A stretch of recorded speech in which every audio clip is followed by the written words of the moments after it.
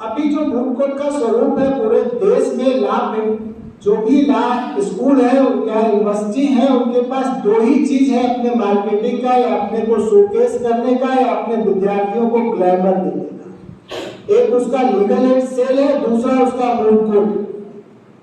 ये दो ही चीज है जो अपने विद्यार्थियों को मार्केट से और इंडस्ट्री से लिंक करती है। इसके बिना कोई भी लॉ स्कूल का कोई फ्यूचर वर्तमान समय में नहीं है कि उसका लीगल एड सेल एक्टिव ना हो या उसका फूड कोर्ट एसोसिएशन एक्टिव ना हो। क्योंकि बच्चे जब तक इंडस्ट्री में नहीं जाएंगे, जो मॉडर्न लीगल एजुकेशन है वो मानता है कि आपको इंडस्ट्री में जाके काम करना, और इंडस्ट्री का मतलब है चाहे आप कोर्ट में चाहिए, चाहे कॉर्पोरेट सेक्टर में जाइए, चाहे किसी ऑर्गेनाइजेशन में जाके आप नौकरी करिए। इसलिए इंटर्नशिप का अलग अलग फील्ड खुला है। जो वर्तमान बैच है, हम लोगों ने कोशिश की थी कि जितना भी मौका मिले उस सब मौका का उपयोग किया जाए। पांडे सर से कहा था कि जो भी मौका हो आप करिए, देखा जाएगा। हमने 22 बच्चों को लीगल एड सेल से भेज के अप्रेंटिस कराया। अभी एक बेटा लड़का वो सुप्रीम कोर्ट में अप्रेंटिस कर रहा है। एक वर्षा मौर्य लड़की थी बीएलएलबी की, अभी हाई कोर्ट में अप्रेंटिसशिप कर रही है। आईएसआईएल का फॉर्म सभी ग्रुप में पड़ा हुआ है आपके अप्रेंटिसशिप के लिए, आप लोग कर सकते। आज जो लोग हाल में उपलब्ध हैं, पांडे सर के बाद सीनियर प्रोफेसर रामभक्त सर, जो हमेशा से मेरा मार्गदर्शन करते हैं और हौसला बढ़ाते रहते हैं, और जो जज के रूप में आज हमारे बीच में है वो उत्तर प्रदेश सरकार के माननीय उच्चतम न्यायालय में वकील हैं, उत्तर प्रदेश विधानसभा के विधिक सलाहकार हैं, और बहुत सारे सामाजिक एक्टिविटी में शामिल रहते हैं।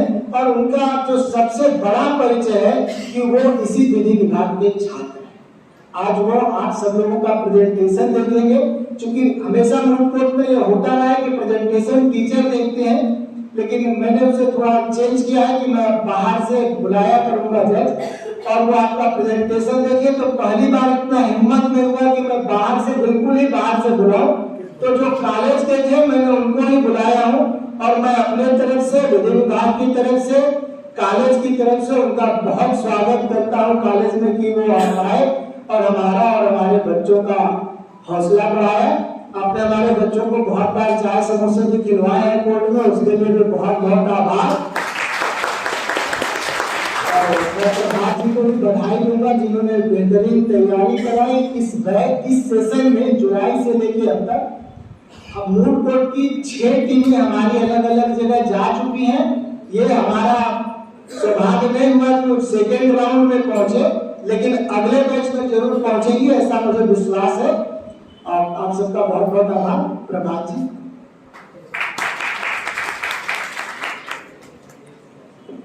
Thank you sir for inaugurating the session. अब आगे के लिए मैं अश्विन पाटिल सर को जज के रूप में इनवाइट करता हूं सर।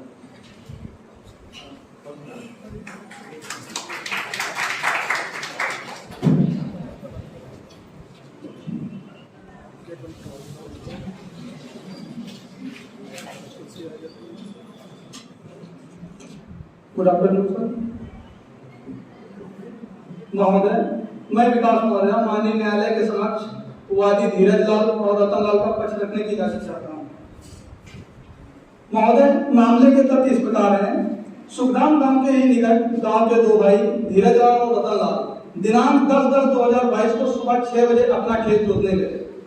2 घंटे बाद सुखधाम गांव के 10 व्यक्ति राजेंद्र, सुरेश, रविंद्र, आकाश, प्रतीक, महेश, भोलाराम, नाथूराम, सुरेंद्र तथा नरेंद्र घातक हथियारों से सुसज्जित होकर, जिसमें पिस्टन, भाला, बल्लम, कुल्हाड़ी आदि लेकर वादी के मना करने पर भी खेत में जबरन घुसाए, इस उद्देश्य से कि वादी की मृत्यु कारित कर दें। रतन लाल ट्रैक्टर से खेत जोत रहा था। उसी समय जबरन खेत में घुसे 10 व्यक्तियों में से सबके समान उद्देश्य को पूरा करने के आशय से नरेंद्र ने पिस्टल से रतन लाल के ऊपर गोली चला दी। अपने भाई की जान पर बनती देख धीरज लाल, जो खेत में ही अपनी लाइसेंसी राइफल लेकर खड़ा था, अपने एवं अपने भाई की आत्मरक्षा में नरेंद्र पर गोली चला दी और नरेंद्र की मौत हो गई। यह देखकर अन्य हमलावर घातक हथियार लेकर दोनों भाइयों की तरफ जान से मारने के लिए हमला करने लगते हैं। परिणाम स्वरूप धीरज लाल अपने एवं अपने भाई की आत्मरक्षा में गांव वालों पर गोली चलाता है, जिसमें 3 लोग महेश, नाथूराम और सुरेश की गोली लगने से मृत्यु हो जाती है। अपने उद्देश्य को पूरा करने के आशय से बचे हुए हमलावर गांव से अपने अन्य साथियों को बुलाने के उद्देश्य से गांव की तरफ भागते हैं। यह देखकर वादीगर अपने जान माल की सुरक्षा में गांव की तरफ भागते हुए हमलावरों पर गोली चलाता है, जिसमें 2 हमलावर प्रतीक और भोलाराम की मौत हो जाती है। महोदय, माननीय जिला न्यायालय ने दिनांक 12/10/2022 को अपने निर्णय में भूखंड भोलाराम के नाम पर दर्ज पाया और वादी को अत्याचार व हत्या का दोषी करार दिया। इस निर्णय की अपील माननीय उच्च न्यायालय में वादीगर द्वारा दिनांक 28/10/2022 को की गई, जिसमें माननीय उच्च न्यायालय द्वारा भू अभिलेखों की उचित जांच पर पाया गया कि भूखंड वादी ने गांव के अन्य व्यक्ति हिम्मत सिंह से खरीदा था। परिणाम स्वरूप खेत वेतन वादीगर का है। महोदय, प्रस्तुत मामला निम्नलिखित विवादित बिंदुओं के अंतर्गत विचाराधीन है। नंबर 1, क्या वादीगर भूखंड पर अत्याचार के दोषी हैं? दूसरा, क्या वादीगर अपनी आत्मरक्षा में हमलावरों को मारना हत्या होगा? अगर पहले पॉइंट की बात करें, माननीय उच्च न्यायालय द्वारा भू अभिलेखों की उचित जांच करने पर पाया गया कि भूखंड भोलाराम के नाम पर दर्ज न होकर गांव के अन्य व्यक्ति हिम्मत सिंह से वादी ने खरीदा था। परिणाम स्वरूप खेत वेतन वादीगर धीरज और रतनलाल का है, अतः वादी पर आपराधिक अत्याचार का लगाया गया आरोप झूठा है और वादी उस भूखंड का वास्तविक स्वामी है। दूसरा, क्या वादीगर हत्या के अपराध के दोषी है?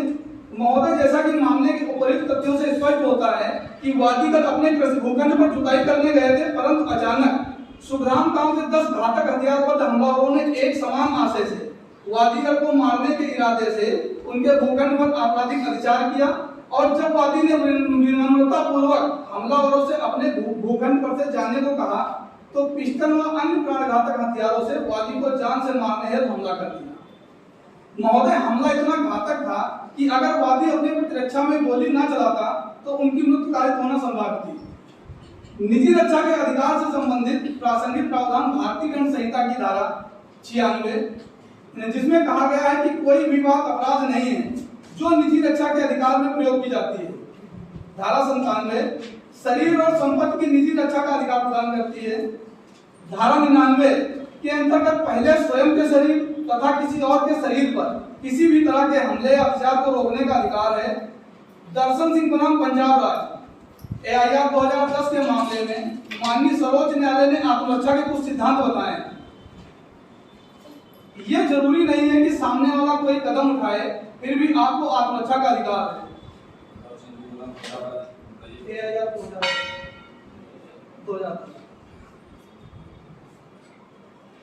महोदय, ये जरूरी नहीं है कि सामने वाला कोई कदम उठाए, फिर भी आपको आत्मरक्षा का अधिकार है। दूसरा, आत्मरक्षा के लिए जो साधन प्रयोग किया गया है वह मौके की नजाकत से अधिक सशक्त हो। तीसरा, शंका के बाद आत्मरक्षा करने वाले को कुछ भी साबित करने की जरूरत नहीं होती है। चौथा, शरीर के किसी अंग को नुकसान की शंका होने पर पलटवार कर सकते हैं, चाहे उसमें हमलावर की मौत हो जाए। वादी भारतीय दंड संहिता की धारा 100 के तहत शरीर की प्राइवेट प्रतिरक्षा के अंतर्गत बचाव का अधिकारी है। भारतीय दंड संहिता की धारा 100 के अनुसार शरीर की प्राइवेट प्रतिरक्षा के अधिकार का विस्तार मृत्यु कारित करने पर कब होता है? पहला, हमले से युक्त आशंका है कि अन्यथा ऐसे हमले का परिणाम मृत्यु होगा। दूसरा, हमले से युक्त आशंका है कि इस हमले का परिणाम घोर उपहत होगा। जयदेव बनाम स्टेट ऑफ पंजाब AIR 1963 में माननीय सर्वोच्च न्यायालय ने कहा कि अत्यधिक दबाव या मजबूरी का उचित बोध होने पर निजी सुरक्षा का अधिकार मृत्यु कारित करने देने तक विस्तृत हो जाता है। महोदय, गुलिगप्पा बनाम सिद्धमुप्पा AIR 1921 बॉम्बे में शस्त्रधारी हमलावरों द्वारा हमला किया गया, जिसके परिणाम स्वरूप अभियुक्त ने एक हमलावर का गला काट दिया, उसकी मृत्यु हो गई। माननीय न्यायालय ने निर्णय दिया कि अभियुक्त ने कोई अपराध नहीं किया है, वह आत्मरक्षा का सर्वोत्तम प्रयास था। राघवन आचार्य बनाम केरल राज्य 1993, इसमें कहा गया कि कोई भी न्यायालय नागरिकों से यह उम्मीद नहीं करती है कि वे अपना बचाव ना करें, खासकर जब उन्हें पहले से ही गंभीर चोटें लगी हों या उन्हें आशंका हो। महोदय, एक अन्य महत्वपूर्ण मामले पूरन सिंह और अन्य बनाम पंजाब राज्य 1975, इस केस में माननीय न्यायालय ने कहा कि निम्नलिखित परिस्थितियों में निजी बचाव के अधिकार का प्रयोग किया जा सकता है। सार्वजनिक प्राधिकारियों का सहारा लेने के लिए पर्याप्त समय नहीं है, व्यक्ति की मृत्यु या गंभीर चोट की उचित आशंका होनी चाहिए। महोदय, मध्य प्रदेश बनाम रमेश 2005 के मामले में माननीय न्यायालय ने कहा कि प्रत्येक व्यक्ति को मानव शरीर को प्रभावित करने वाले किसी भी अपराध के खिलाफ अपने और अपने शरीर दूसरे के व्यक्ति के शरीर की रक्षा करने का अधिकार है। महोदय, उपयुक्त तथ्यों और परिस्थितियों के आधार पर माननीय न्यायालय से प्रार्थना है, माननीय न्यायालय जिला न्यायालय के निर्णय को खारिज करते हुए प्रार्थी को भारतीय दंड संहिता की धारा 96, 97, 99 और 100 के तहत शरीर की प्राइवेट प्रतिरक्षा के अधिकार का बचाव प्रदान किया जाए। वादी पर प्रतिवादी द्वारा लगाए गए आरोपों एवं निर्णयाधीन मामले से दोषमुक्त कर दिया जाए। वादी द्वारा निर्णयाधीन मामले में खर्च हुई धनराशि को प्रतिवादी से वसूल कर वादी को प्रदान किया जाए। इसके अतिरिक्त माननीय न्यायालय न्यायिक में जो उचित समझे वादी को सहायता प्रदान करे। धन्यवाद।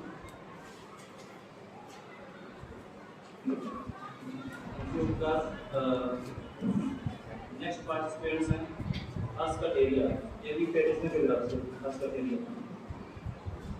आने वाले पार्टिसिपेंट्स जो भी हैं वो फैक्ट ऑफ द केस को ना बोले, फैक्ट माननीय न्यायालय को बताना।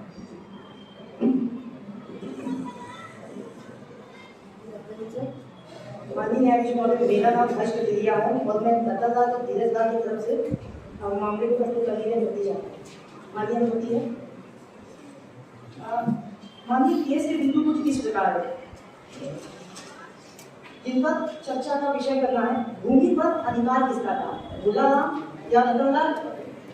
ग्रामीण। दूसरा बिंदु यह है कि ग्रामीणों द्वारा खेत में जबरन घुसना आपराधिक अत्याचार है या नहीं। तीसरा, यह आपराधिक मानववध है या हत्या है। मानिए, पहला जो बिंदु है, उक्त मामला जब जिला न्यायालय में था तब प्राथमिकी जांच में खेत भोलाराम के नाम आया और जब उच्च न्यायालय ने जांच कराई तो मामले की स्थिति बिल्कुल ही बदल गई। जांच में यह निकलकर सामने आया कि भोलाराम जो भूमि को धीरज और रतन ने गांव के एक अन्य व्यक्ति से खरीदा था, जिसका उच्च न्यायालय द्वारा ठीक से जांच कराए जाने पर यह सामने आया कि यह भूमि भोलाराम के नाम ही, भोलाराम का कोई अधिकार नहीं था। यह भूमि रतनलाल और धीरज राम के नाम ही दर्ज थी। दूसरा बिंदु यह है कि ग्रामीणों द्वारा जबरन खेत में घुसना आपराधिक अत्याचार है या नहीं। माननीय न्यायाधीश महोदय, आईपीसी की धारा 441 में बिल्कुल साफ साफ लिखा है कि जो कोई ऐसी संपत्ति में या ऐसी संपत्ति पर जो किसी दूसरे के कब्जे में है इस आशय से प्रवेश करता है वह कोई अपराध करे या किसी व्यक्ति को जिसके कब्जे में ऐसी संपत्ति है अधिकृत अपमानित कर या क्षुब्ध करे अथवा किसी ऐसे व्यक्ति को अधिकृत अपमानित या क्षुब्ध करे या इस आशय से बना रहता है कि वह कोई अपराध करे, यह आपराधिक अत्याचार की परिभाषा जिसे भारतीय दंड संहिता की धारा 441 में बहुत अच्छे से परिभाषित किया गया है। माननीय, यहाँ पर साफ तौर पर सिद्ध हो चुका है कि भोलाराम का उपनाम अन्य ग्रामीणों ने रतन व धीरज के खेतों में जबरन घुसकर आपराधिक अत्याचार किया। माननीय राजेंद्र बनाम हरियाणा राज्य 1995, गोगत पटेल बोलकर बनाम दंडुदया जी है में 1991 और सतीश चंद्र मोदक, इन सभी बातों में एक बात सामान्य रूप से सभी के लिए कही गई है कि किसी दूसरे व्यक्ति के कब्जे में किसी संपत्ति में अपराध करने के आशय से प्रवेश करना आपराधिक अत्याचार माना जाएगा। माननीय, तीसरा बिंदु यह है कि भारतीय दंड संहिता की धारा 300 में हत्या की परिभाषा दी गई, जिसमें कहा गया कि एक तस्वीर पश्चात अपराधिक दशाओं को छोड़कर आपराधिक मानववध हत्या है। माननीय, यहाँ पर आपराधिक दशाओं से वर्णन है जैसे कि यदि अपराधी शरीर किसी संपत्ति की प्राइवेट प्रतिरक्षा के अधिकार को सद्भावना पूर्वक लाते हुए विधि द्वारा दी गई शक्ति का अतिक्रमण करते और पूर्व चिंतन बिना किसी ऐसी प्रतिरक्षा के प्रयोजन से जितनी अपहानि करना आवश्यक हो उससे अधिक अपहानि करने के किसी आशय के बिना उस व्यक्ति की मृत्यु कारित करते जिसके विरुद्ध वह प्रतिरक्षा का ऐसा अधिकार प्रयोग में ला रहा है। इस केस में यहाँ पर यही स्थिति हुई। माने जैसे धीरज को रोकने के बाद नरेंद्र पिस्तौल निकाल कर रतनलाल पर गोली चलाता है, वैसे धीरज के पास अपने और अपनी भाई की जान बचाने के लिए अन्य कोई तरीका नहीं था, तो वह जान माल की रक्षा करते हुए धीरज गोली चलाना शुरू करता है। मानिए, भारतीय दंड संहिता की धारा 96 से 106 तक प्राइवेट प्रतिरक्षा के बारे में बताया गया है, जिसके पीछे विधि निर्माताओं की मंशा यह थी कि विधि विहीन आक्रमणों को सद्भावना के साथ आपात कर देने वाले कुछ कार्यों को डांडिक प्रावधानों के प्रवर्तन क्षेत्र की कुसोचित भावना उभरे और उनके प्रोत्साहन मिले। यही यहाँ पर अपने भाई रतनलाल और धीरज स्वयं की रक्षा करते हुए गोली चलाता है। मानवीय तीन अपराधिक दशाएं आपराधिक मनोबल को बताती है, जो हत्या नहीं है, प्रकोपन, प्राइवेट की रक्षा का अतिक्रमण और तीसरा आकस्मिक लड़ाई। जिसमें से ये तीन बिंदु अपराधिक दशाओं को छोड़कर उक्त मामले को वर्णित कर रहे हैं। मानिए यहाँ पर कुछ केस है। 20 की धर्म ग्राम केरल राज्य में अचानक हुई लड़ाई पर प्रकोपन आने पर कटार से प्रहार किया जाता है, जिसमें मृत्यु हो जाती है।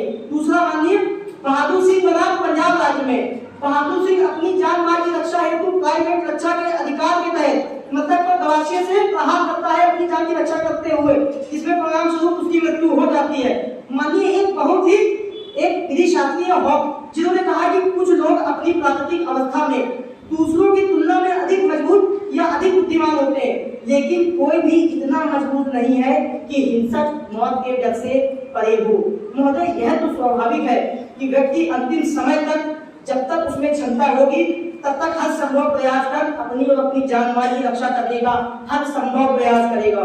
और जहां तक धीरज और उसने अपने भाई रतनलाल की जान बचाने के लिए हर संभव प्रयास किया, और अगर धीरज जान माल की रक्षा करने हेतु गोली न चलाता तो शायद दूसरी गोली चलाकर उनकी हत्या कर दी जाती। अतः माननीय न्यायालय से मेरी प्रार्थना है कि माननीय से विनम्र अनुरोध है, यह जो घटना घटित हुई यह प्राइवेट प्रतिरक्षा में हुई। अतः श्रीमान जी से निवेदन है कि सभी तथ्यों को ध्यान में रखते हुए वादी की याचिका को स्वीकार करते हुए निचली अदालत के फैसले पर रोक लगाए और मामले की गंभीरता को देखते हुए न्याय हित में वादी को दोष मुक्त करने की कृपा करें।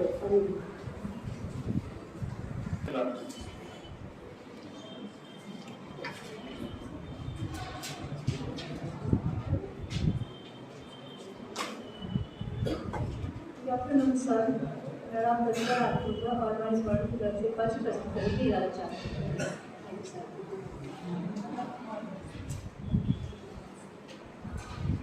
मैं अपने वाद प्रस्तुत करना चाहूँगी। मेरा पहला वाद है, प्राइवेट प्रतिरक्षा अधिकार है या नहीं। दूसरा, हत्या है या सदोष मामला। तीसरा है अतिक्रमण है या नहीं। जूरिस्डिक्शन के अनुसार प्रत्येक व्यक्ति को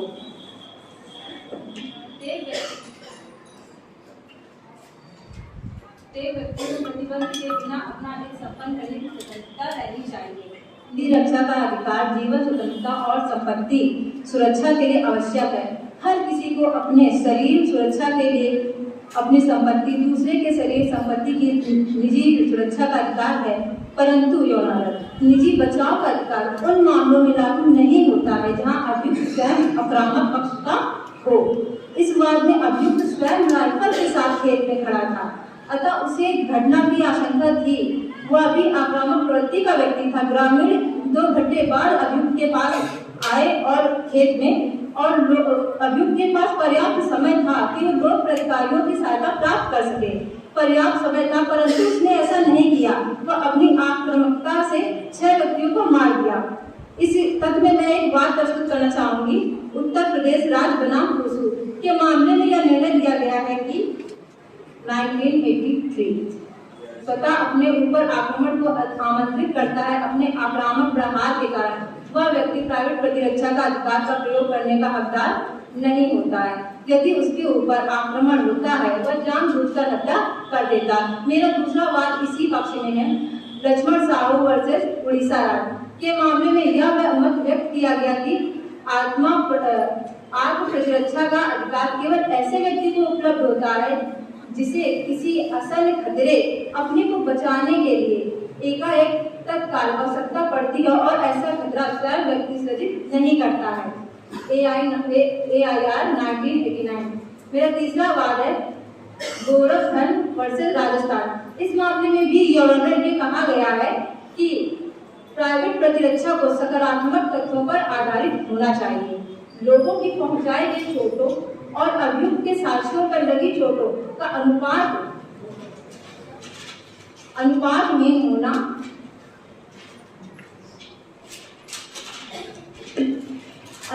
में होना भी एक तथ्य है।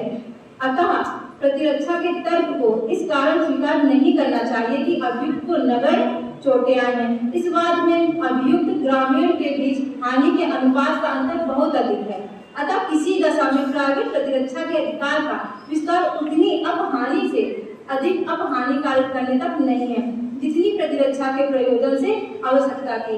इसमें अभियुक्त ने नरेंद्र को गोली मारी, उसके बाद योर ऑनर उसके बाद जब अभियुक्त नरेंद्र ने रतनलाल को गोली मारी, रतनलाल मरा नहीं, लेकिन अब जो नरेंद्र था वो तुरंत ही उसी स्थिति पर मृत्यु शिकारित हो गई। उसके पश्चात एक व्यक्ति ने 3 और व्यक्तियों की हत्या की। प्राइवेट प्रतिरक्षा का यहाँ तक तो अधिकार एक लिमिट थी, वहां तक था, लेकिन उसके उपरांत जब गांव वाले डर के भागने लगे, फिर भी उसने भागते हुए पीछा किया और पीछा करने के बाद भी जो धीरज था, जो अभियुक्त है, उसने गोलियां चलाई और वहां 2 व्यक्तियों की मृत्यु हो गई। योर ऑनर 2 व्यक्तियों ने 6 व्यक्तियों को मार दिया। ये सोचने वाली बात है। मेरा अगला पॉइंट है, हत्या है या सदोष मानववध। मानववध हत्या है यदि वह कार्य द्वारा मृत्यु पारित की गई है, मृत्यु पारित करने के आशय से किया गया हो। आईपीसी के सेक्शन 300 में मृत्यु की एप्लीकेशन दी गई है। यदि कार्य करने वाला व्यक्तिगत जानता है कि ऐसी शारीरिक क्षति कर ही देगा जिससे मृत्यु होना संभव है। धीरज रतनलाल को घटना होने की संभावना थी, उनका आशय मृत्यु पारित करने का था, इसीलिए वह राइफल के साथ आए थे। यदि उनका मृत्यु पारित करने का आशय नहीं होता तो बिना किसी चूक के 6 व्यक्तियों की हत्या से प्रकोपन से संभव नहीं थी। मेरा वाद इस बिंदु में मेरा वाद है आत्माराम और अन्य बनाम एमपी राय के वाद में अभियुक्त ने विभिन्न शस्त्रों से लैस होकर मृतक पर हमला किया, यहाँ तक कि जब वह गिर पड़ा उसके शरीर के अंगों पर चोटें आई थी। हमले की प्रकृति से उसे समाप्त कर देने का आशय स्पष्ट था। अतः अपराध को हत्या से आईपीसी की धारा 304 खंड 2 और धारा 326 में परिवर्तित नहीं किया गया। धीरज लाल ने भी भागते हुए ग्रामीणों पर गोली चलाई, उनकी मृत्यु हो गई। अतः ऐसे पीछा करके हमला करने की प्रकृति से ग्रामीणों को समाप्त कर देने का आशय स्पष्ट था। अतः यह हत्या है, मानववध को हम नहीं कह सकते हैं। अंत में मेरी आपसे प्रार्थना है कि माननीय उच्च न्यायालय से आपकी प्रार्थना है कि इस अपील को खारिज कर दिया जाए तथा जिला न्यायालय का निर्णय बरकरार रखा जाए, क्योंकि एक व्यक्ति की चोट और बदले में 6 व्यक्तियों की मृत्यु का अनुपात कोई समानता नहीं रखता है। धन्यवाद।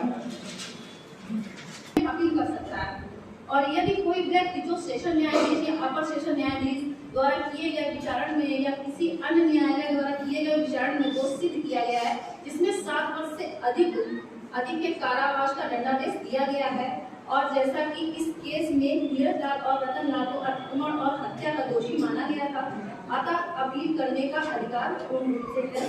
ये धारा इसका अधिकार देती है। एंड मेरा सेकंड इशू है, क्या यह मामला हत्या है या मानववध है? तो ये मामला हत्या नहीं है, क्योंकि यह आईपीसी की धारा 300 का सेक्शन 1 के अंतर्गत आता है, जिसमें अपराधी उस समय गंभीर और प्रकोपन से आत्मसंयम की शक्ति से वंचित हो गया था, क्योंकि यहाँ पर धीरज लाल और रतन लाल के खेत में ग्रामीणों ने प्रवेश किया, और जो कि आईपीसी की धारा 441 के अंतर्गत आपराधिक अत्याचार है, और ग्रामीणों ने घातक हथियारों के साथ प्रवेश किया और रतन लाल को गोली मार दी और धीरज लाल पर भी हमला किया, जो कि आईपीसी की धारा 307 का अपराध किया था। इसके फलस्वरूप धीरज लाल ने भाई को मरता देख और अचानक प्रकोपन के कारण अन्य लोगों पर हमला किया, जो कि अपनी प्रतिरक्षा के लिए किया, जिसे हत्या नहीं माना जा सकता है, जिसे मानववध आईपीसी 299 माना जाए। एंड इसके तहत एक केस भी है, गोपाल नियोगी बनाम स्टेट ऑफ वेस्ट बंगाल, उसमें एक एक्सेप्शन दिया गया था, और एक्सेप्शन न्यायाधीश स्कोप के अनुसार क्रोध में आकर शासक किसी को मार डालना तथा सोच समझकर शासक मार डालने में अंतर है। जब कोई व्यक्ति क्रोध में आकर या प्रकोपित होकर किसी का वध कर देता है, तो उसके द्वारा किया गया अपराध उस अपराध से निम्न कोटि का होता है, और जिसमें कोई व्यक्ति निम्न कोटि का होता है, जिसमें कोई व्यक्ति सोच समझकर ठंडे दिमाग से किसी का वध करता है। अतः उपयुक्त विवरण से स्पष्ट है कि यह मामला हत्या न माना जाए, अतः इसे मानववध माना जाए। एंड मेरा थर्ड आर्गुमेंट है, क्या इस मामले में निजी प्रतिरक्षा का अधिकार है या नहीं है? इस केस में आईपीसी के सेक्शन 97 में शरीर तथा संपत्ति की प्राइवेट प्रतिरक्षा का अधिकार है, जिसके अंतर्गत दूसरे भाग में किसी कार्य के विरुद्ध जो चोरी, लूट, रिश्वत या आपराधिक अत्याचार की परिभाषा में आने वाला अपराध है। दूसरा आईपीसी की धारा 100 में भी शरीर की प्राइवेट प्रतिरक्षा के अधिकार का विस्तार है, जो मृत्युकालिक करने तक का अधिकार देता है, जिसमें कि पहले ही पॉइंट में कहा गया है कि ऐसा हमला जिसमें युक्त रूप से यह आशंकाकारी हो या अन्यथा ऐसे हमले का परिणाम मृत्यु होगा, जैसा कि इस केस में हुआ था। ग्रामीणों ने घातक हथियारों से हमला कर दिया और धीरज राय के पास गोली चलाने के अलावा अन्य कोई उपाय नहीं था, और उसने जो कुछ भी किया अपनी जान बचाने के लिए किया, नहीं तो ग्रामीण उसे भी मार देते। उपर्युक्त धारा उसे प्राइवेट प्रतिरक्षा का अधिकार देती है। और जैसा कि विधि शास्त्री जॉन डी मेन ने भी कहा है कि सामान्य व्यक्तियों की प्रतिरक्षा का वचन देता है और अधिकतर मामलों में प्राइवेट व्यक्तियों के शरीर एवं संपत्ति पर हुए अवैध आक्रमण से प्रतिरक्षा करने में भी होता है। और दूसरा पॉइंट, जहाँ समाज की सहायता नहीं प्राप्त हो सकती है, वहाँ व्यक्तिगत रूप से अपनी सुरक्षा हेतु सभी आवश्यक कार्रवाइयों की जा सकती है और प्रयोग में लाया गया बल आरोपित की जाने वाली क्षति के अनुपात में होना चाहिए और इसका प्रयोग बदला लेने या ईर्ष्या लेने की भावना से नहीं किया जाना चाहिए। एंड मेरा सेकेंड विधि शास्त्री ने कहा था, रसेल के अनुसार एक व्यक्ति अपने शरीर, आवास एवं संपत्ति की बलपूर्वक उस व्यक्ति से प्रतिरक्षा करने में न्याय संगत है जो जानबूझकर ऐसा सोचता है तथा उत्पाद एवं विस्मय द्वारा इसमें से किसी एक के विरुद्ध अपराध कार्य करता है, तो इन मामलों में वह पीछे हटने के लिए बाध्य नहीं है। अब इस वह तब तक अपने शत्रु का पीछा कर सकता है जब तक कि वह सुरक्षित नहीं पाता है, और यदि संघर्ष में वह अपने शत्रु को मार डालता है तो उसका कार्य न्यायोचित समझा जाएगा।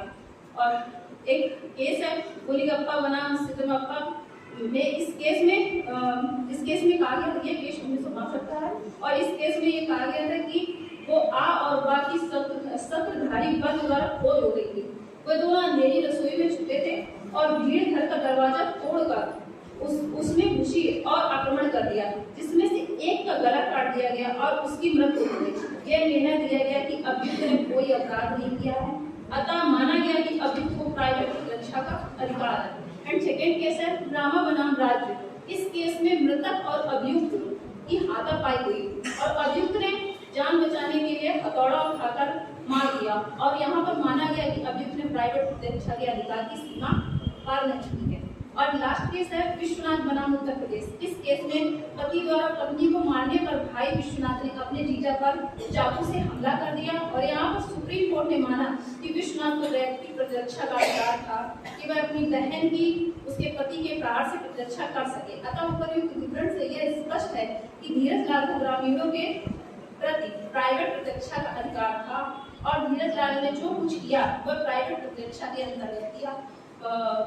नेक्स्ट मेरी प्रेयर आपसे है माननीय उच्च न्यायालय से कि मेरी ये प्रार्थना है कि धीरज लाल को प्राइवेट प्रतिरक्षा का अधिकार दिया जाए और धीरज लाल को बरी कर दिया जाए।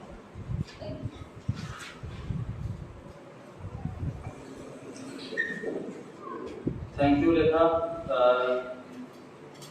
नेक्स्ट पार्टिसिपेंट्स हैं वरुण पांडे, पेटिशन की तरफ से Varun Pandey.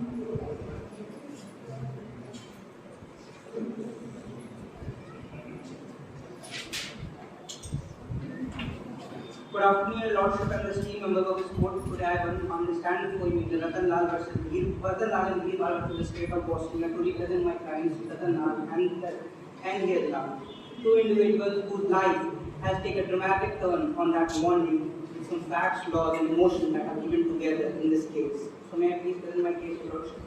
Thank you. Before diving into the events, let us take what happened during this and what was the genesis of all the conflict. It was whose land it was. High Court, in a thorough investigation, uncovered that the land did belong to my clients Ratan Lal and Veer Lal, legal purchase from the Siemens.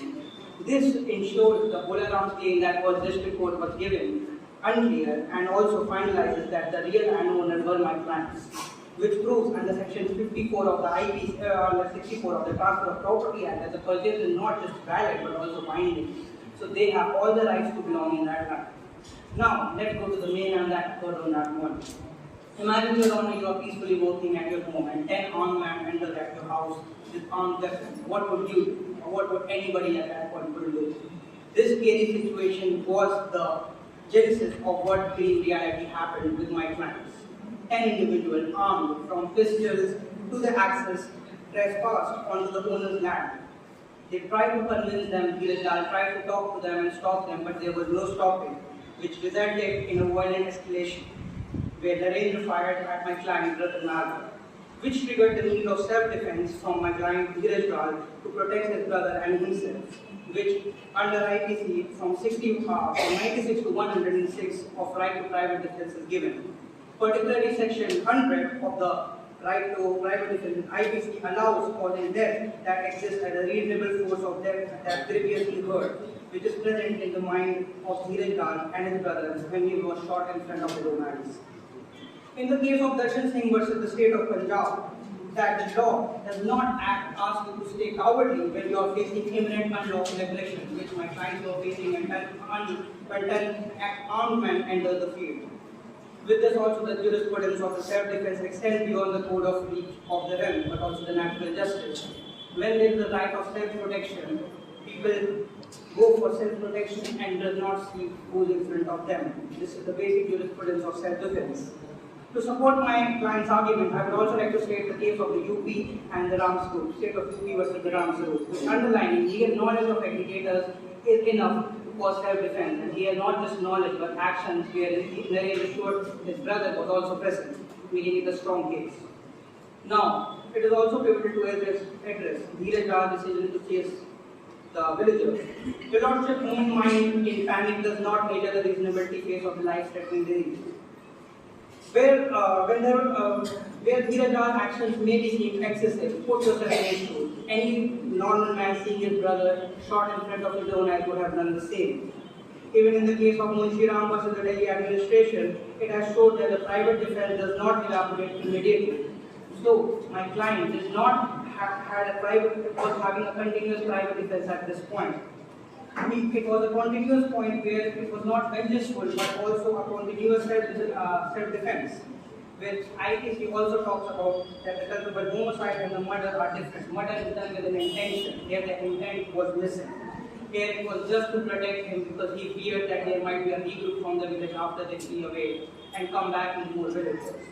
Similarly, in the case of Kerala state of Maharashtra, it has also been shown that the personal circumstances and emotional turbulence play a huge part, which cause an unforeseeable action, and the Supreme Court recognized that the action in the heat of the movement without premeditation cannot be equated to cold murder, which was not present in my case because there was no premeditation and there was emotion born seeing his brother being shot. With this, Your Lordship, I would like to ask, we are not talking about two hardcore criminals, they are merely two farmers whose life has been messed up in this jeopardy today. They are simple men, they have no criminal record whatsoever, and they were just scared human beings.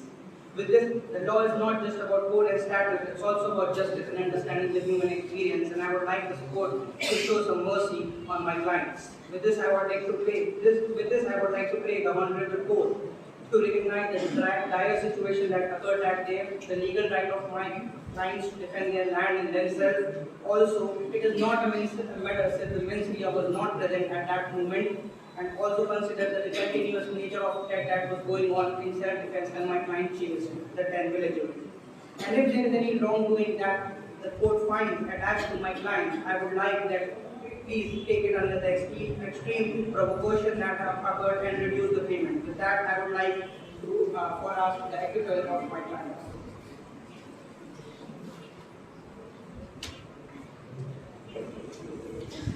Thank you, Guru. Next participant is Deeksha Singh, respondent to the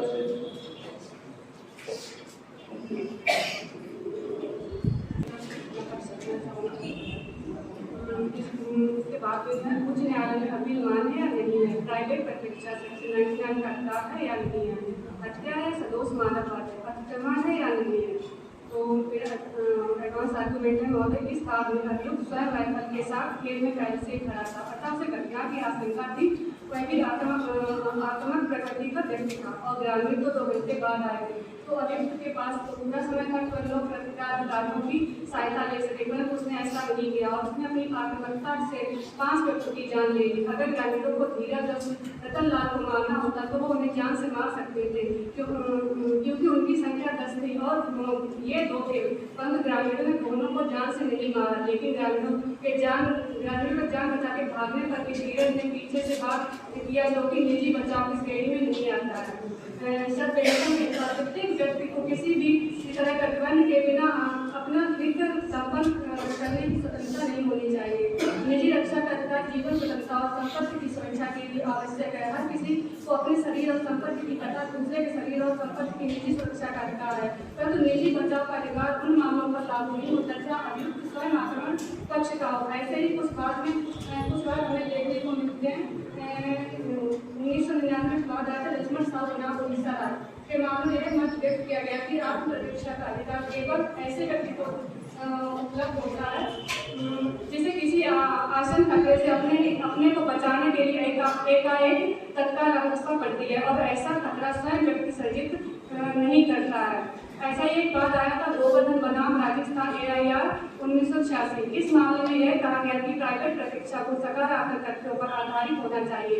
लोगों की पहुंचाई गई चोटों और अभियुक्त के साक्ष्यों को लगी चोटों का अनुपात ये होना भी एक सत्य है। अतः प्रतीक्षा के तथ्य को इस कार्य स्वीकार नहीं करना चाहिए कि अभियुक्त को 9 चोटें आई हैं। बात भी ऐसा ही बात उत्तर प्रदेश बनाम फुलसू AIR 1983 के मामले में यह निर्णय दिया गया कि जो व्यक्ति आक्रामक है तथा स्वतः अपने ऊपर आक्रामक को आमंत्रित करता है, अपने आक्रामक प्रयास के कारण वह व्यक्ति निजी प्रतिरक्षा के अधिकार का प्रयोग करने पर हकदार नहीं है। यदि उसके ऊपर आक्रामक होता है वह जानबूझकर हत्या कर देता है, तो इस बात में अभियुक्त एवं ग्रामीण के बीच हानि के अनुपात का बहुत अंतर है। अतः किसी भी दशा में प्राइवेट प्रतिरक्षा के अधिकार का विस्तार उतनी हानि से अधिक हानिकारक करने पर नहीं है जितनी की प्रतिरक्षा के प्रयोजन से करनी आवश्यक है। हत्या सदोष मानव वध है। मानव वध हत्या है यदि वह कार्य जिसके द्वारा नृत्य कार्य की गई हो या नृत्य कार्य करने के आशय से किया गया हो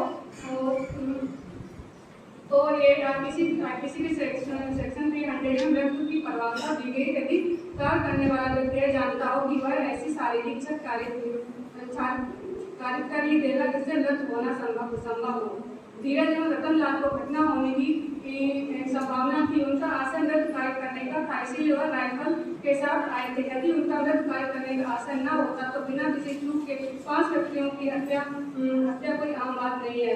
इतने व्यक्तियों की हत्या सिर्फ प्रकोपन से संभव नहीं है। एक बात आया था आत्मा रामायण अन्न बना मध्य प्रदेश AIR 2012 के अभियुक्त ने विभिन्न शस्त्रों से लैस होकर मृतक पर हमला किया। यहाँ तक कि जब वह गिर पड़ा तो उनके शरीर के अंगों पर चोटें कायद की गई। मनोज स्थानों पर हमले की प्रकृति से उसे समाप्त कर देने का आशय स्पष्ट आता। अपराध को हत्या से IPC की धारा 304 के बाद 2 एवं धारा 326 में परिवर्तन नहीं किया गया। धीरज राज ने भारतीय ग्रामीणों पर गोली चलाई मतलब जब ग्रामीण केस से भाग गए तो भी पीछा करके उनको पीछे से गोली मारकर हत्या की। अतः ऐसे पीछा करके हमला करने की प्रकृति से ग्रामीणों को समाप्त कर देने का आशय स्पष्ट था। यह हत्या है, मानव वध नहीं है। अतिक्रमण है या नहीं है। जिला न्यायालय ने प्राथमिक भू अभिलेख के भोलाराम के नाम रख पाया। भोलाराम के लिए यह अतिक्रमण है, परंतु कानूनी तौर पर धीरज और रतनलाल मालिक थे जिन्होंने हेमंत सिंह से जमीन खरीदी है। कानूनी रूप से भी जमीन का आंतरिक अतिक्रमण होता है। मेरी माननीय उच्च न्यायालय से यह प्रार्थना है कि इस अपील को खारिज कर दिया जाए तथा जिला न्यायालय का निर्णय बरकरार रखा जाए, क्योंकि एक व्यक्ति की चोट और बदले में 5 व्यक्तियों की मृत्यु का अनुपात में कोई समानता नहीं है।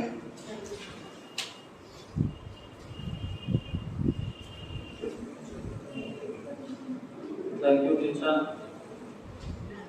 नेक्स्ट पार्टिसिपेंट्स हैं रविलास कुमार पेटिशनर की तरफ से।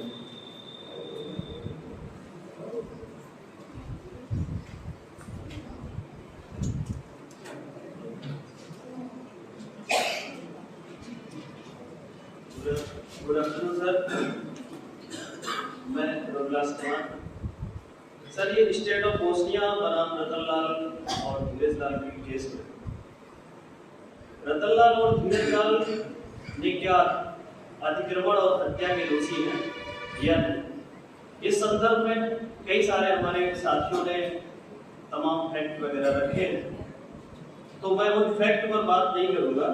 मैं सिर्फ आईपीसी का सेक्शन 120 भी जो इस बात को दर्शाता है कि क्या सभी साथी जो लोग यहाँ पर गांव के लोग जो वहां पर तमाम हथियारों के साथ धीरज लाल और रतन लाल के खेत में प्रवेश किए, और आईपीसी का सेक्शन 441 जो अत्याचार को मेंशन करता है, क्या क्रिमिनल कॉन्स्टिट्यूएंसी के मोटिव के जरिए इन लोगों ने ट्रेसपास किया, इस बात को न्यायालय संज्ञान में ले। इसके अलावा नरेंद्र ने जो पिस्तौल से गोली मारी रतन लाल जो धीरज के भाई थे, तो वहां पर कहीं ना कहीं इस बात को भी ध्यान रखना पड़ेगा कि जो धीरज ने बदले में गोली मारी, क्या वो कॉमन इंटेंशन था या private defence against the body. इस संदर्भ में कहीं ना कहीं हमारे आईपीसी का सेक्शन 96 से जो 176 सेल्फ डिफेंस के तहत धीरज को प्राइवेट डिफेंस का माननीय न्यायालय लाभ दे। इसके अलावा तमाम फैक्ट हमारे साथियों ने मेंशन किए, और इसमें मैं आपको कई केएम नानावती बनाम स्टेट महाराष्ट्र इस संदर्भ में बहुत महत्वपूर्ण बात रहा, जिसमें एक नेवी के जवान ने एक अपनी पत्नी से प्रेम करने वाले गोली मारी और उनको प्राइवेट डिफेंस में माननीय न्यायालय ने प्राइवेट डिफेंस का लाभ दिया। तो मैं माननीय न्यायालय से यही अपील करूंगा कि हमारे बाकी रतन लाल और धीरज लाल को न्यायालय प्राइवेट डिफेंस का लाभ दे। धन्यवाद।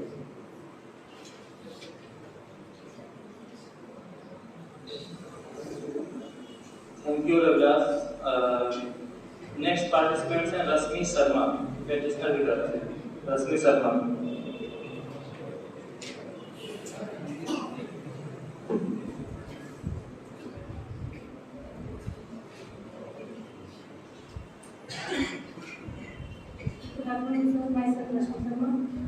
मैं state versus Ratan Lal Dheeraj Lal versus state of Bosnia वाले केस में रतन लाल जो अपिनाइट हैं उनकी तरफ से अपना पक्ष रखने की इजाजत चाहती है। सर, अगर प्रस्तुत मामले की संक्षिप्त में बात की जाए तो जो रतन लाल और धीरज लाल है वो दो सगे भाई हैं। ये है कि मैं कहना चाहूंगी कि जो धीरज लाल था उसने इरादतन या फिर सोच समझकर कोई भी मृत्यु कार्य नहीं की थी, बल्कि इन सभी वारदात के होने के कारण वो अचानक और गंभीर प्रकोपन में होने के कारण अपना आत्मसंयम खो बैठता है और उसने ग्रामीणों पर गोली चला दी, जिससे कुल 6 ग्रामीणों की मृत्यु हो जाती है। इससे ये जो इसमें क्या होता है कि सर जो धीरज लाल और रतन लाल को आईपीसी के सेक्शन 300 की जो एक्सेप्शन 1 है उसके तहत बचाव मिलता है, जिससे कि K M Nanavati versus state of Punjab AIR 1959 और Sandhya Yadav versus state of Maharashtra criminal laws का 2006 का केस है, जिसमें ऐसे कई मामलों में सुप्रीम कोर्ट द्वारा कहा गया है कि प्रार्थी द्वारा अचानक लड़ाई हो जाने पर अचानक और गंभीर प्रकोपन पर किया गया जो मृत्यु कार्य होती है वो हत्या की श्रेणी में नहीं आता है। ये कि प्राधिकरणों द्वारा कार्यकृत हत्या की श्रेणी में न आकर आपराधिक मानव वध की श्रेणी में आता है, जो भारतीय दंड संहिता की धारा के एक्सेप्शन 1 के अंतर्गत आता है, जिसमें अभियुक्त को अधिकतम 10 वर्ष का कारावास या जुर्माना या फिर दोनों से दंडित किए जाने का प्रावधान दिया है। सर, सेक्शन 300 का एक्सेप्शन 1। लास्ट में सर मेरी आपसे यह भी विनती है कि मेरी प्रार्थना है कि माननीय जिला न्यायालय द्वारा जो निर्णय दिया गया है, जिसमें प्रार्थीगणों धीरज और रतन लाल को अतिक्रमण और हत्या का दोषी पाया गया है, उसको सत्य न मानकर प्रस्तुत वाद में सभी तथ्यों पर भली भांति विचार करने के बाद उसके उपरांत उचित निर्णय देने की कृपा करें। Thank you.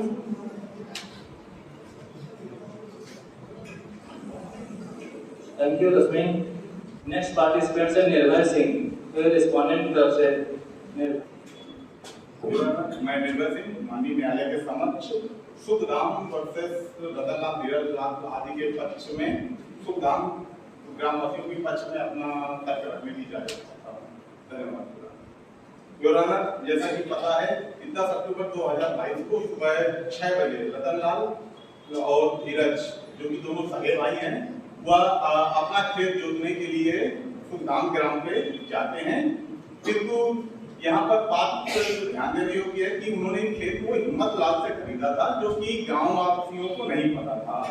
वह और ग्रामवासी समझ रहे थे कि ये उस खेत में कब्जा करने के लिए, अतिक्रमण करने के उस इरादे से आए हैं।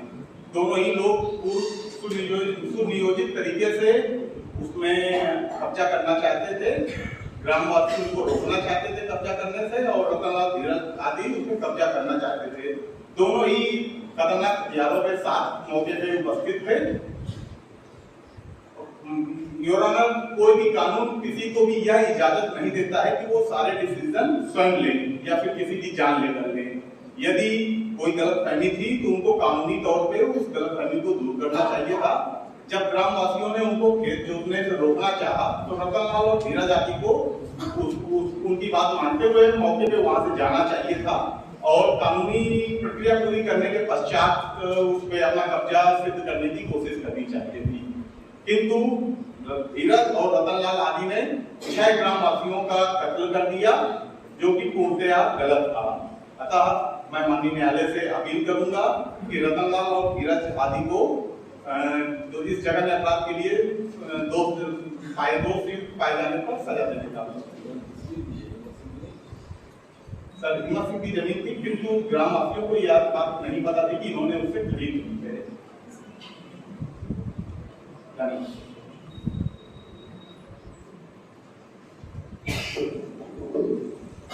थैंक यू निर्भय। नेक्स्ट पार्टिसिपेंट है मंजीत सिंह। मंजीत सिंह, केस रतनलाल एवं अन्य बनाम बोटिया राज्य में अपीलान रतनलाल एवं अन्य की तरफ से अपना पक्ष रखने के लिए माननीय न्यायालय की इजाजत चाहता हूँ। क्या माननीय न्यायालय की इजाजत है? धन्यवाद सर। इसमें प्रतिवादी ने अपने पिता की हत्या गोली मारकर तब की जब उसका पिता उसकी मां पर जानलेवा हमला कर रहा था, उसे आत्मरक्षा के आधार पर हत्या से बरी कर दिया गया था।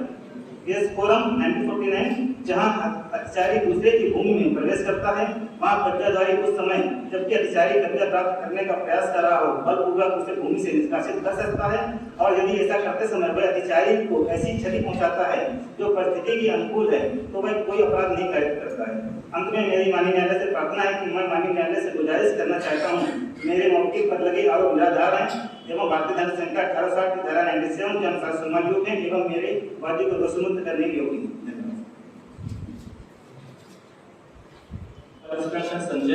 संजय कुमार। सर, मैं संजय कुमार माननीय न्यायालय के समक्ष रतनलाल और अन्य वर्सेस गोस्वामिया राज्यपाल में याचिका करता रतनलाल और अन्य का पक्ष करने की अनुमति चाहता हूँ। उचित संबोध जैसे ही आरंभ होता है, जैसे ही शरीर की प्राकृतिक प्रतिरक्षा का आरंभ शुरू हो जाता है, यह तब तक निरंतर रहता है जब तक कि शरीर के प्रतिकूल खतरे की संभावना बनी रहेगी। तृतीय बिंदु, क्या रतनलाल और धीरजलाल अतिक्रमण और हत्या के दोषी हैं या नहीं? प्रथमतः तो यह है कि रतनलाल और धीरजलाल अतिक्रमण के दोषी हैं या नहीं, क्योंकि यह विधिक रूप से खेत के मालिक व दोनों स्वयं ही, जो कि उच्च न्यायालय द्वारा जांच में पाया गया है, तथा द्वितीय तथ्य है कि रतनलाल व धीरजलाल हत्या के दोषी नहीं है, क्योंकि यह हत्या की प्राइवेट प्रतिरक्षा के दौरान हुई तथा अपराधी ने अपने शरीर के प्राइवेट प्रतिरक्षा के अधिकार का प्रयोग करते हुए कार्य किया तथा पूर्ण दोष मुक्त का हकदार है। अतः माननीय न्यायालय से विनम्र प्रार्थना है कि रतनलाल व धीरजलाल के पास में प्रस्तुत किए गए प्रत्येक प्रमुख बिंदु तर्कों तथा माननीय उच्च न्यायालय द्वारा पूर्ण निर्णय बांधों जो इस बात से किसी प्रकार से संबंधित है, उस पर विचार कर अभिलाषी को दोष मुक्त करने की कृपा करें, जो न्याय जितने अति आवश्यक जो न्याय संगत है। धन्यवाद।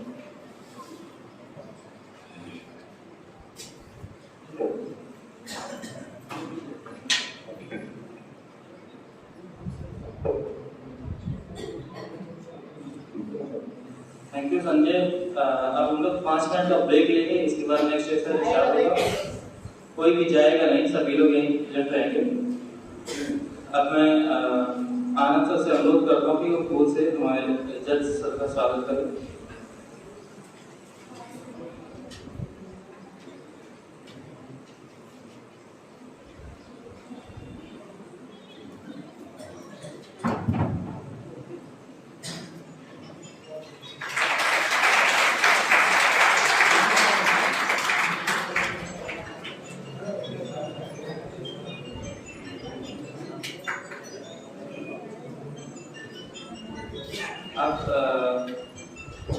जज सर का सम्मान करने के लिए मैं अपने अभिभावक सर से अनुरोध करता हूँ कि मूवमेंट के द्वारा सर का सम्मान करें।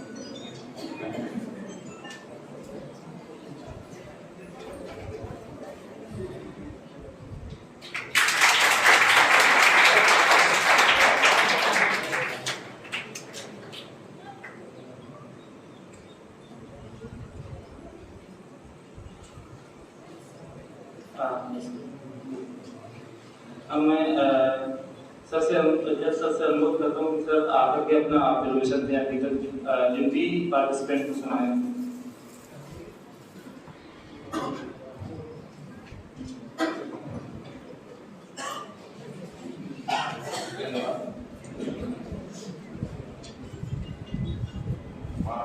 आरती और सरस्वती वंदन के साथ इस महाविद्यालय नमन करते हुए, क्योंकि मैं इस महाविद्यालय का छात्र हूँ और मैं जहाँ हूँ दुख और निश्चित रूप से इस महाविद्यालय की वजह से हूँ। मैं इस महाविद्यालय का पूरे महाविद्यालय परिवार का अभिनंदन करता हूँ। आज सभा कक्ष में मौजूद हमारे आदरणीय गुरु जी श्री राकेश पांडे जी थे। जब मैं यहाँ पे जॉब कर रहा था तब अजय संत में ज्वाइन किया था।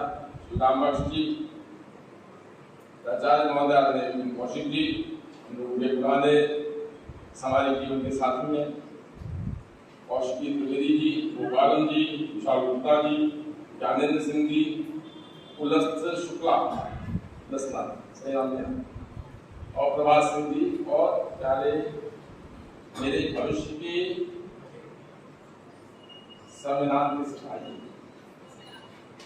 आज आप लोगों ने जिस प्रकार से इस गुरुकुल का आयोजन किया, मैं समझता हूँ महानगर में इस प्रकार का व्यवस्थित आयोजन बहुत कम महाविद्यालयों में होता है, क्योंकि वह इच्छा शक्ति नहीं। आज वकील होना सबसे आसान काम लगता है, ये सबसे नोबेल प्रोफेशन और सबसे मुश्किल काम है। सालों ये प्रतीक्षा करनी पड़ती है कि हमारी पहचान हो जाए, हमारी प्रतिष्ठा हो जाए, तब हमें फीस मिलती। और सालों में उस प्रतीक्षा के समय में आपको बेईमानी ना करने पाए, हमारा ईमान ना बोले, या हर अधिवक्ता की एक बड़ी जिम्मेदारी होगी, या इस प्रकार का एक बड़ा प्रशिक्षण कोर्ट के माध्यम से दिया जा रहा है, या इसके लिए मैं आप अपने महाविद्यालय के हम अपने इसलिए कहेंगे कि वकील हमेशा छात्र रहता है, और मैं विद्यालय परिवार से निरंतर जुड़ा हुआ हूँ, इसलिए मुझे कभी ये नहीं लगता कि मैं पूर्व छात्र हूँ, लगता है यही छात्र हूँ। इसलिए अपने महाविद्यालय के अपने विभागाध्यक्ष जायसवाल सर का और आप सभी शिक्षक बंधुओं का बहुत बहुत अभिनंदन करता हूँ। आज के इस देश में बहुत अच्छे ढंग से प्रोटेस्टर्स ने और रिस्पोंडेंट्स ने अपने पक्ष को रखा। किसी भी घटना के होने पर हर कानून की और हर अधिकार की एक सीमा होती है। यहाँ पे जिस प्रतिरक्षा के अधिकार को दिया गया, वह प्रतिरक्षा का अधिकार कहाँ तक होता है, उसका लाभ हमें कहाँ तक मिलेगा, यह देखने की बात है। तो यह प्रतिरक्षा का अधिकार हमारे पास कब तक था? जब तक वह ग्रामीण किसी भी कारण से हमें मारने के लिए हमारे खेत में घुस रहे। लेकिन यह प्रतिरक्षा का अधिकार समाप्त कब हो जाता है? जब वह ग्रामीण हमारा खेत छोड़ के भाग गए, उसके बाद मेरा ये तो अधिकार था कि मैं हवाई फायर करके उनको डराता, लेकिन यह अधिकार नहीं था कि मैं उनको पीछे से शूट डाउन कर। तो वहां पे प्रतिरक्षा का अधिकार समाप्त हो गया।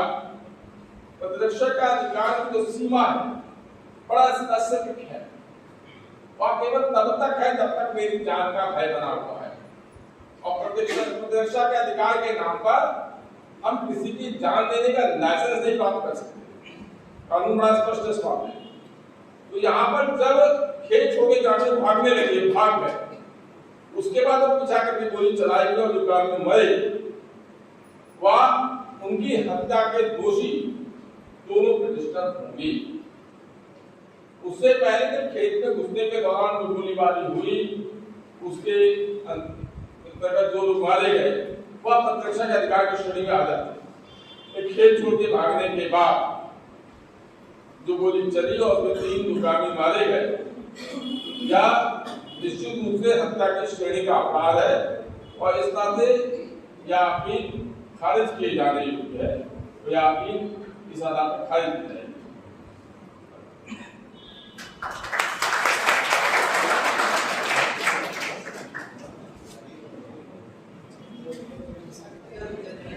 आगे की प्रक्रिया के लिए मैं जज के रूम में श्वेता रानी मैम को इनवाइट करता हूँ। मैम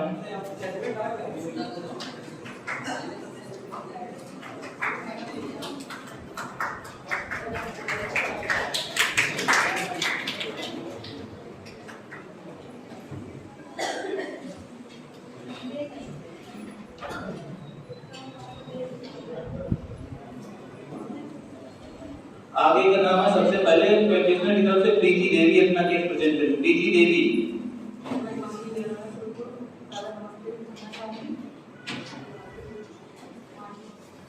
माननीय न्यायालय से हम प्रार्थना करते हैं कि उच्च न्यायालय हमारे पक्ष में इस मामले को न्याय संगत और न्यायपूर्ण दृष्टिकोण से देखे। आर्गुमेंट को मंजूरी से देखकर यह निर्णय करे कि धीरज लाल के कार्य में आत्मरक्षा और जान ज्ञान की रक्षा के लिए किए गए इस मामले को न्यायालय द्वारा न्याय संगत और विचारशील तरीके से सुलझाया जाए तथा रतन लाल और धीरज लाल को कार्रवाई न की जाए, उनको सामान्य छोड़ दिया जाए, निचली अदालत के फैसलों को रोक लगाए तथा वादी की अपील को स्वीकार हो।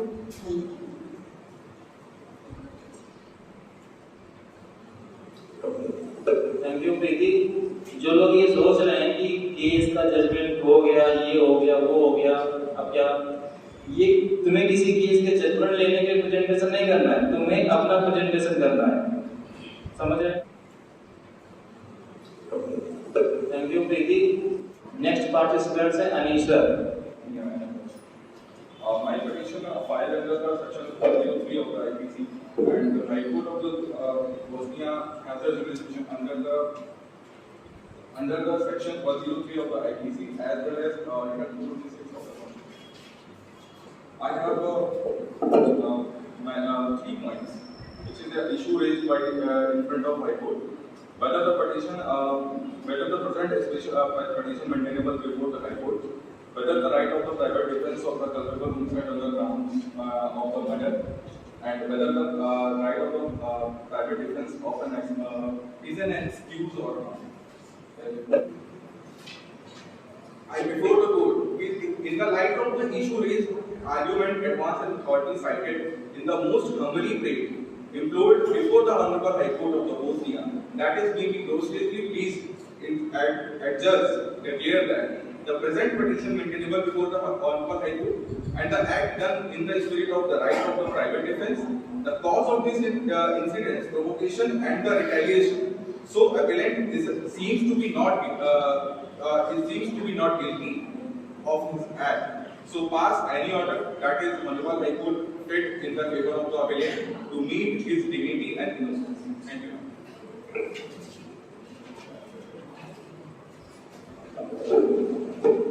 Thank you, Anisha. Next participant is Sneha Singh Sengal, respondent with us. I am Sneha Singh Sengal, representing the case on behalf of respondent. If the Lordship permits, I would like to proceed with the issues of the case.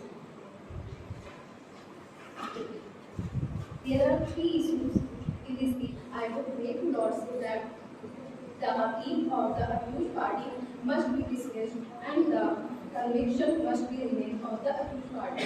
With the serious offences mentioned above as they have committed in the past, it is not only required but also important in the public welfare to remain the public faith in the movement. Private protection की गई बात है। Section 96 कोई बात अपराध नहीं जो private protection के अधिकार की उपयोग की जाए। लेकिन कभी कभी ऐसी परिस्थितियां उत्पन्न हो जाती हैं जब किसी व्यक्ति के शरीर एवं संपत्ति के खतरे में होने पर उसके पास इतना समय नहीं होता कि वह राज्य से अपनी रक्षा के उपाय प्राप्त कर सके।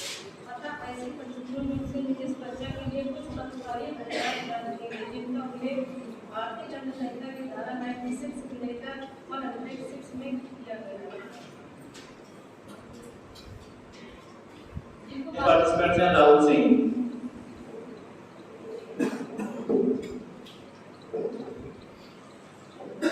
माननीय महोदय, मैं राहुल सिंह माननीय न्यायालय के समक्ष रतनलाल व धीरजलाल बनाम योजना राज के बाद की बातें आपके समक्ष रखने की अनुमति।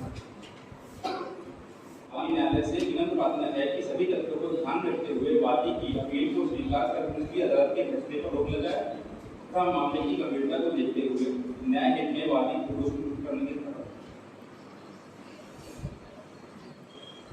नेक्स्ट पार्टिसिपेंट्स हैं विकास वर्मा, ये रेस्पोंडेंट की तरफ से विकास Verma. I Vikas Verma speaking on the behalf of respondent. So we all are familiar with the fact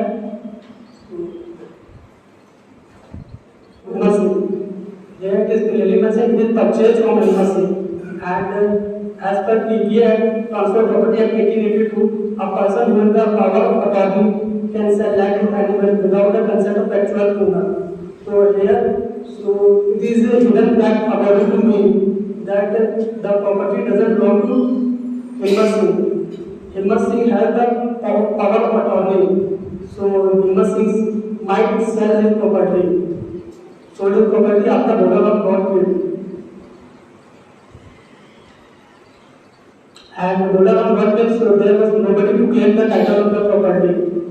So here I request that Mr. Ratan and Dhirlal are convicted for the offence of committing criminal trespass with murder under section 441 and the 302 of the IPC 60 declare a sentence of life imprisonment and possible liable to file under section 441 of the IPC 60. So all which is most humbly and respected submitted. Thank you.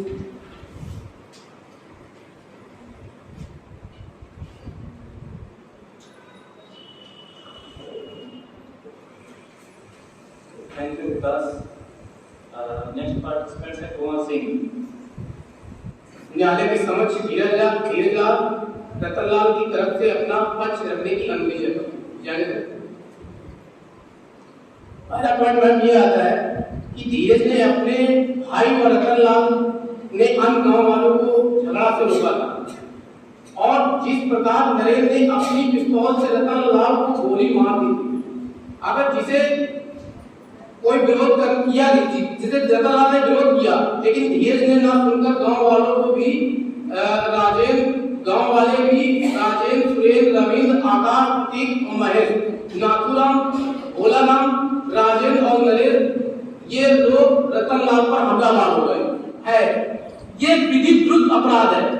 और दूसरा इसका point आता है धारा 34 का कि कई व्यक्ति अर्थात एक से अधिक व्यक्ति होने चाहिए, जबकि धारा 149 में 5 या 5 से अधिक व्यक्ति होने चाहिए, जो कि इसमें धारा 34 में सक्रिय भागीदारी होना चाहिए, जबकि इसमें धारा 149 में ये सक्रिय भागीदारी का कोई आवश्यकता नहीं है।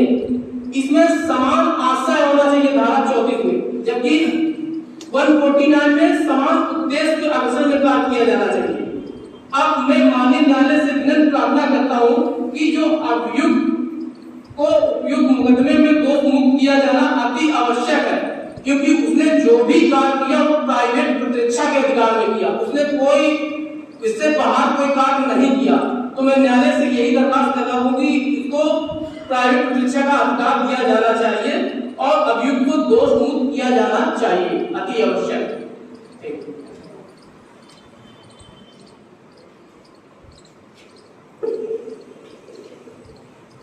थैंक यू गोवर सिंह। नेक्स्ट पार्टिसिपेंट्स हैं कल्पना राठौर। कल्पना राठौर।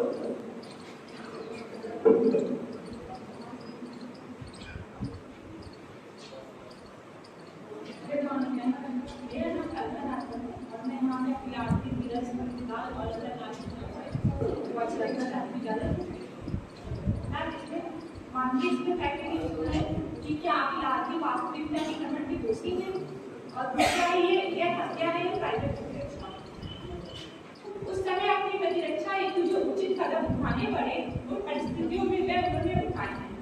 अभियुक्त पर लगे हुए आरोप उठा सकते हैं। अभिलाषी को प्राइवेट प्रतिरक्षा का बचाव दिया गया है। माननीय उच्च न्यायालय की माननीय।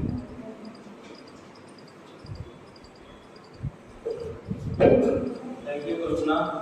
नेक्स्ट पार्टिसिपेंट्स हैं Ravindra Pratap Singh.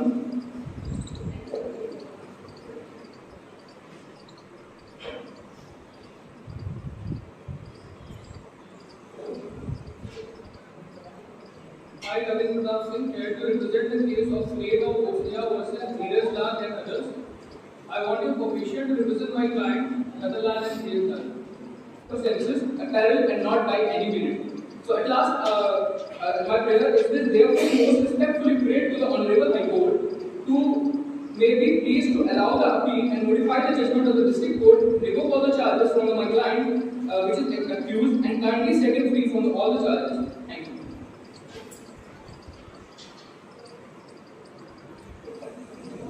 Thank you, Ravi. Next participant, Shravan Dixit.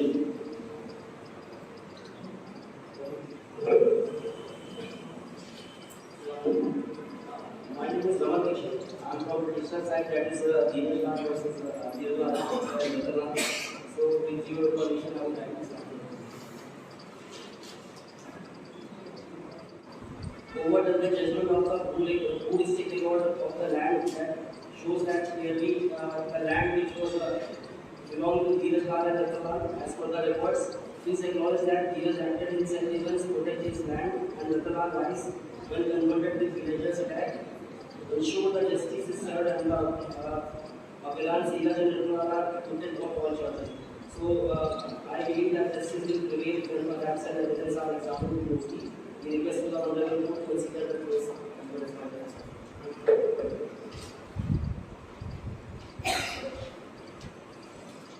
Thank you, Rohan. Next है कमलेश चंद्र।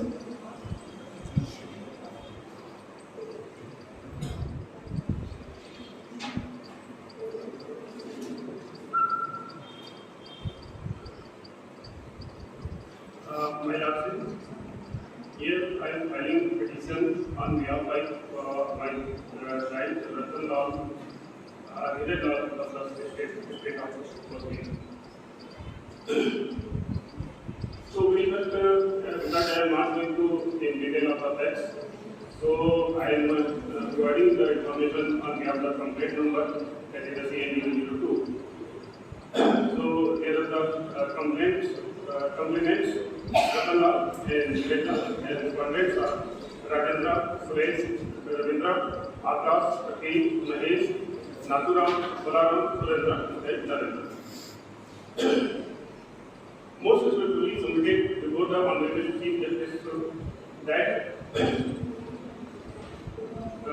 on behalf of various sections of IPC from that is 96, 97, 99, and I am also so based on that very last my prayer to the court is that so my humble request to the Honorable Court is to file a case of defamation against the respondent and my current law social value because they have very good social value and also some reputation in society based on that disease that will be so managed. At second point is my client is not guilty of the murder as well as included, so my request to Honorable Court is to dismiss all the cases against my client.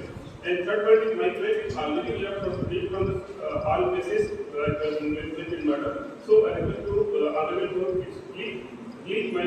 strength of the team.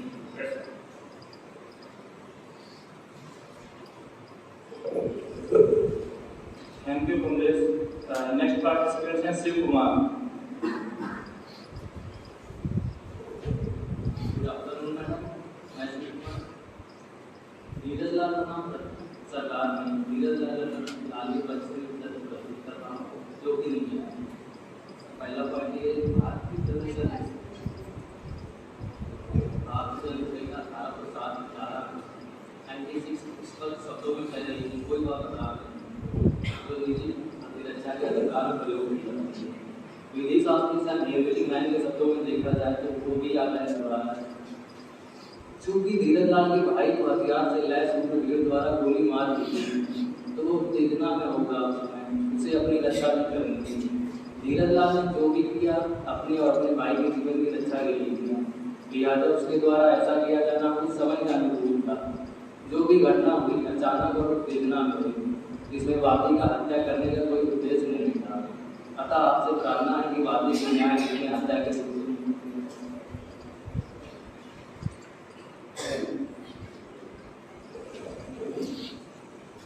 Thank you, Shiv.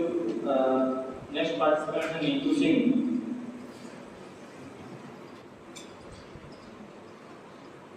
जो ये प्रस्तुतवाद है इसमें सुनाम 9 के अंदर वर्णन किया गया है जो होशनिया रात में पढ़ता था. जहाँ का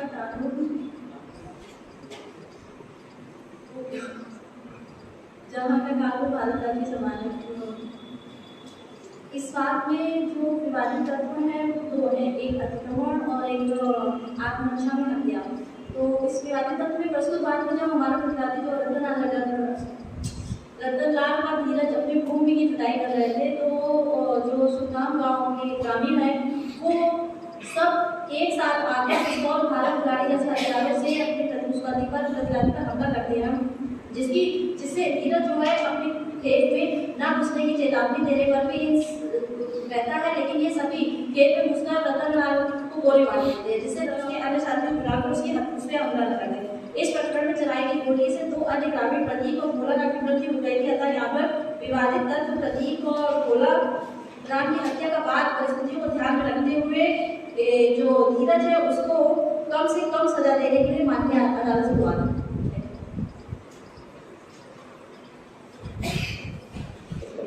नेक्स्ट पार्टिसिपेंट है जीतेन डिपार्टमेंट की तरफ से.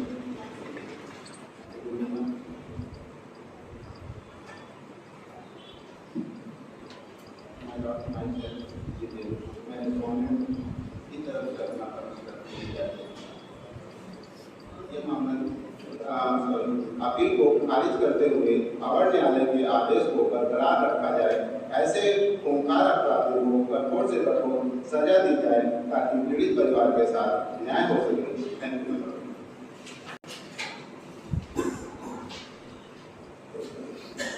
नेक्स्ट और लास्ट पार्टिसिपेंट है शाह मोहम्मद. जो लोग इंतजार किए उनको हिंदी में क्या बोले, ग्रेटिट्यूड है मेरा इंग्लिश में कि आप लोग वैसे से इतना इंतजार किया, जो साबित होकर इंतजार किए उनको और भी ज़्यादा मेरा ग्रेटिट्यूड. शाह मोहम्मद अपना कैसे पूछ सकते हैं?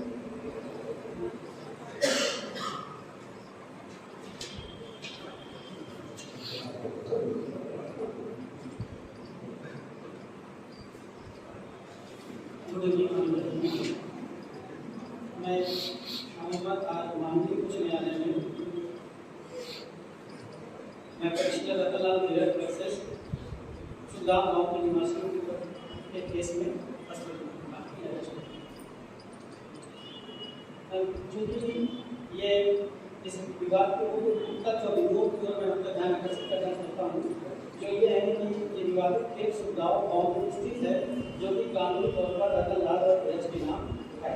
दूसरा ये खेत पर धीरज लाल और रतनलाल डिस्कस करना चाहूँगा कि शंका होने के बाद आत्मरक्षा करने वाले को साबित करने की जरूरत नहीं होती है. तीसरा शरीर की किसी को नुकसान करने की आशंका पर प्रतिवाद कर सकते हैं, भले ही उससे हमला बल्कि मौत ही हो जाए.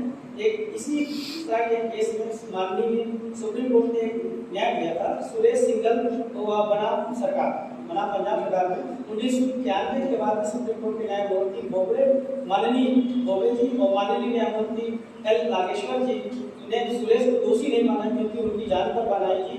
तथा भारतीय दंड संहिता की धारा 304 का और 302 के तहत मामला नहीं बना तथा सुरेश को दोषमुक्त किया गया।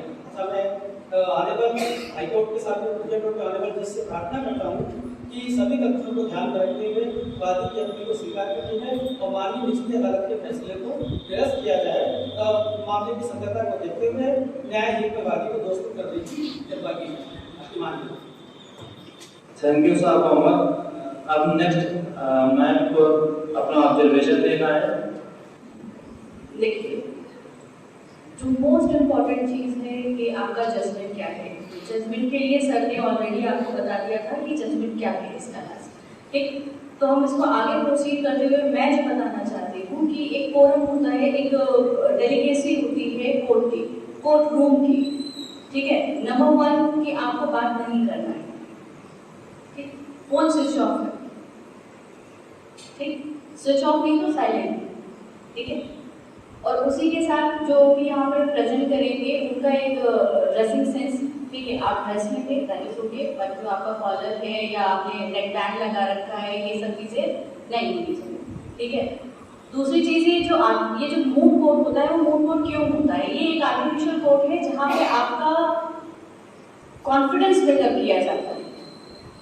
ये एक शुरुआत है जहाँ से आपको एक ऐसा कॉन्फिडेंस मिलेगा, आपको ड्राफ्टिंग, प्लीडिंग, ठीक है, ये सारी चीज़ें कैसे की जाती हैं। कई लोग बहुत अच्छा, आप लोगों ने बहुत अच्छा प्रेजेंटेशन किया है यहाँ पे, लेकिन उसी के साथ आई कॉन्टैक्ट होना बहुत ज़रूरी है, आपका थोड़ा सा लाउड होना ज़रूरी है ताकि कम से कम जज को तो सुनाई दे।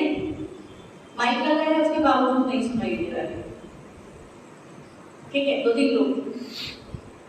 और उसी के साथ जो कुछ पॉइंट्स मैंने नोट किए थे कि हाँ प्रैक्टिसिंग है, आपके इससे क्रिएटिव थिंकिंग जो है डेवलप होती है। सबसे बड़ा कि आपका इसमें नेटवर्क बढ़ता है। आप लोगों ने ये ड्राफ्टिंग करते समय, ये जो बना रहे थे आप, ड्राफ्टिंग करते समय आप लोगों ने ये भी देखा होगा कि इस तक आपने अपने आप से ही डिस्कस नहीं किया, आपने अपने साथी के साथी और उसके बाद और भी लोग जो एक्सपर्ट रहे होंगे उनसे भी डिस्कस किया।